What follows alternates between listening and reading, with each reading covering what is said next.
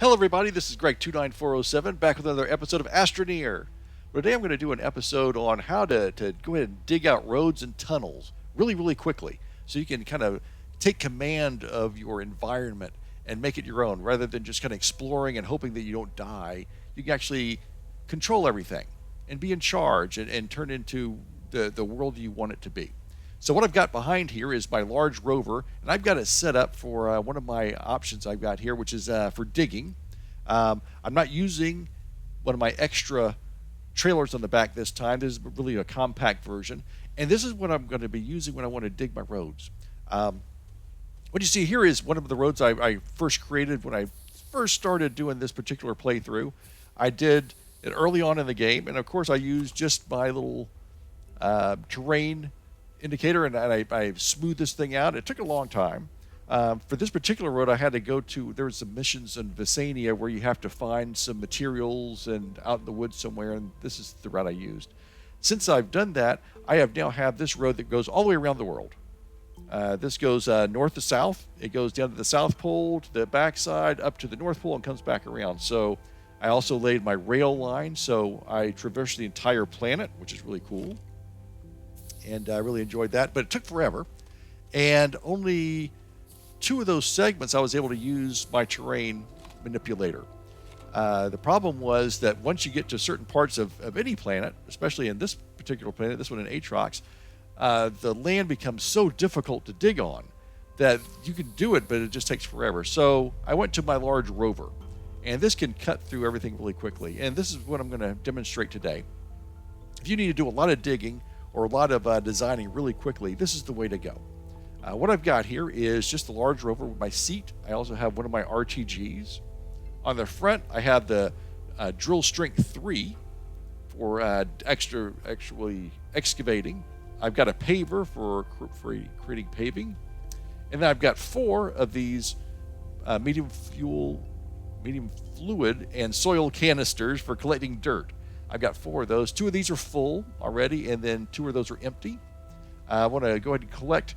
When we're excavating, it's going to be taking the soil out of the ground and put it in here. When you're paving, it's going to take the soil out of here and put it out of here. So you want to have a little bit of this available when you first start. Each one of these containers contains 96 of these little fellas. So that's a lot of dirt, and it's very important. And I will take you through on a different video about what you can do with all this soil after you're done. You can turn this into money in the game, or scrap, basically. And you can buy anything you want in the game. So I've got 4 of these to collect as much soil as we need. Back here, one of the things you're going to find as you're digging through is you're going to get a lot of organic. You know, the little green bits and bites and things. They're kind of useless. They lay all over the ground. They're all over the place. So what I found is, good thing is to just go ahead and collect them. I got this gigantic large resource canister for organic. I've got 31 in there right now. What I'm going to do is, as we're digging through here, instead of just throwing them under the ground everywhere or filling up my backpack and stuff, it's going to fill up this container. With this, we can turn this into unlimited bites if we choose to. We can burn these up in the resource chamber, and each one of the little nuggets that you get off of here is worth 50 bytes. So 20 of these little things will give you 1,000 bytes, which early in the game you really need a lot of. Later in the game, not so much, but it's a good way to get rid of this stuff. So let's jump in here, and I will show you how we're going to dig the road. Be right back. So I was able to get a base that's right next to one of my big purples, and this is the one that I've gone ahead and activated. And as I said, I've got this road that's connected by rail now that goes north to south and south to north, all the way around the planet. And on all these big planets, there are 6 of the big purples on each one. 1 at each pole, and then 4 along the equator. My particular big purple, where my base is one of the ones at the equator. So I decided to, just for fun, I would go ahead and create a new road that just connects all 4 big purples along the equator. I've got, both poles and 2 of them, so I do it the other way as well. And so what I did is I started cutting this road using this method. And this goes all the way from my big purple to the one to the east. And we will go there to the end of the road, and I'll show you where we go from there. Okay, here is the next big purple that I cut this trail all the way through to.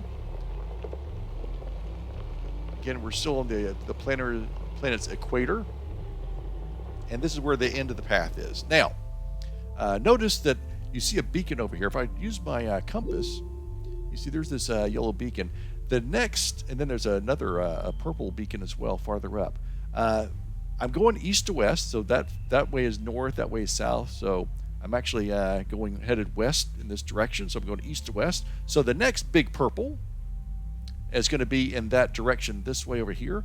And what I did was I could go straight through because this thing can cut through anything and go straight on there. But for what I tend to do is I'd like to go along with the land itself. And so what I did was I've scouted ahead. You can scout ahead with like the buggy or the tractor or that VTOL, the airplane thing, which is really helpful.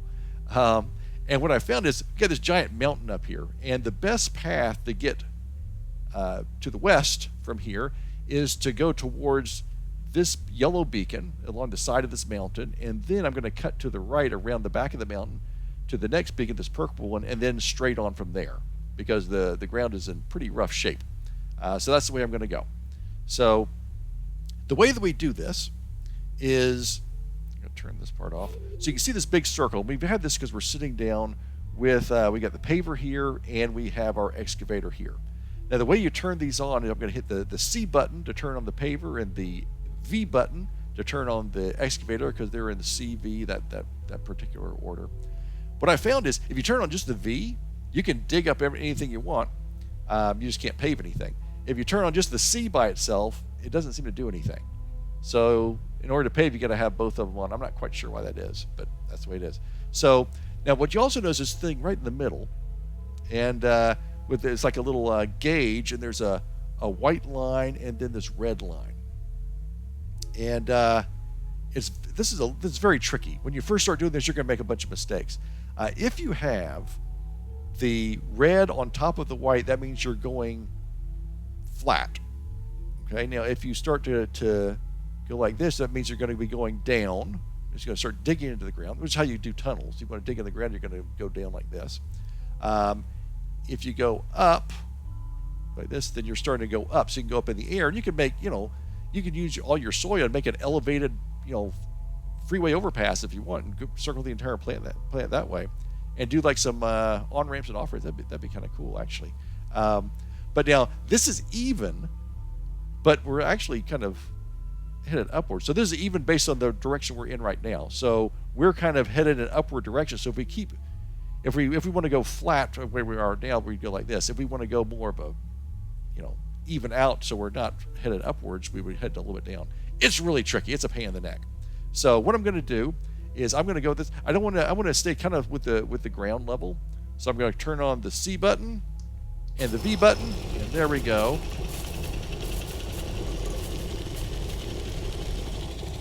And here you can see we're starting to pave, and now we're trying to dig.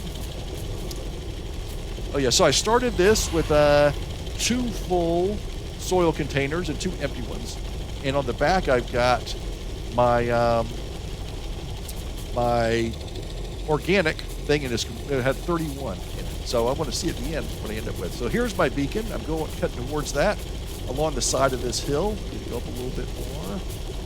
I don't want to dig any tunnels out here. Not right now, anyway.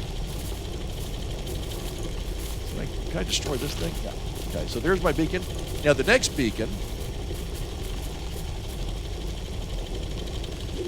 is going to be over to the right. So I'm going to go along this hill, mountain really, and kind of dig into the side of it a little bit. So now I'm doing a lot more paving. I want to kind of do half and half here.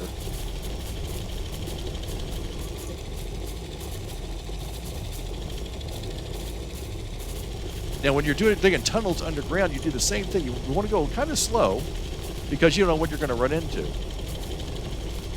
think it's going to be over this direction. I'm going to start to edge over to this mountain.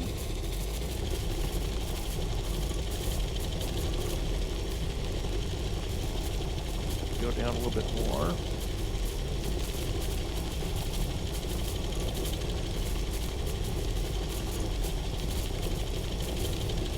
over.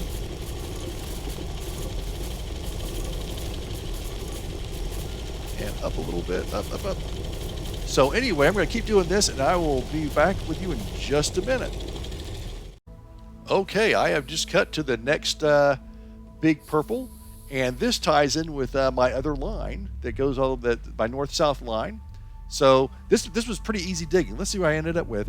I ended up with, instead of having 2 full and 2 empty, I now have 3 full, and the fourth one is about 3/4 of the way full. And then I went from 31 to 66, so not a whole bunch of organic in this case. I did kind of go around all the woods and forests. I tried to avoid that as much as possible. Got a lot of good compounded stuff laying here, though, and it looked like that one had missed on it. So anyway, this was the path I've got. And it dug pretty easily. As you can tell, I was going fairly slow for a couple of reasons. Number one, I only have one of my RTGs on it, so and that the paver and the excavator do use up some decent amount of power. But that also helped me go a little bit slower. So here's the path I've got.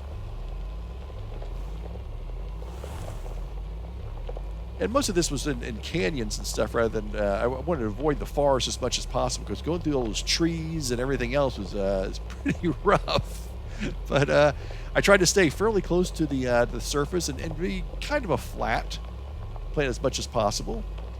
As you can see, it's a little bit up and down, but for the most part, I stayed fairly consistent. And here is the second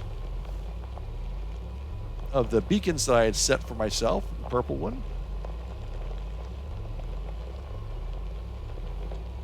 Right there. And that was after I had straightened up from going out around those 2 mountains. So here's where he went between the 2 mountains and stuff.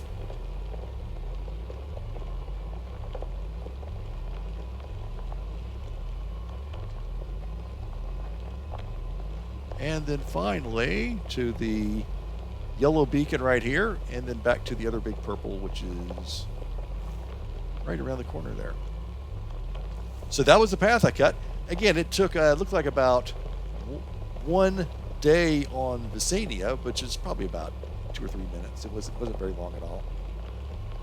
And here we are at the starting point again. And then if we continue this way, then we'll end up at the big purple next to my base. So that is how you use these digging things. And again, if you want to dig a hole into the planet, you do the same thing. You're just going to kind of aim down like that and then just go.